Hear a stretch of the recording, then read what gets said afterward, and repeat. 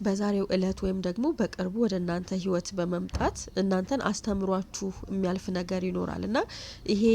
ወደ እናንተ የሚመጣው ትምህርት ሌላ ቀርቶ የሚነግሯችሁ ሰዎች መረጃው ለእናንተ ምን ያክል ጠቃሚ እንደሆነ ራሱ አንደርስታንድ ከማያደርጉ ግለሰቦች ወደ እናንተ የመምጣት አይነት ነገሮች ይኖራሉ እና ከዚህ በፊት ምናልባት በከፍተኛ ሁኔታ አበሳጭቷችሁ የነበረ ጉዳይ ላይ ነገሮችን በግልጽ እንድታዩ የሚያግዛችሁ ይሆናል እና ምንም እንኳን መጀመሪያ ላይ ልክ እንደ ሰርፕራይዝ ሆኖ ወደ እናንተ ቢመጣም ወደ ውስጣችሁ እየገባ እየቆየ በሄደ ቁጥር ባሰባችሁበት ቁጥር ብዙ ነገሮችን ግልጽ እንዲሆኑላችሁ የሚያደርግ ይሆናል።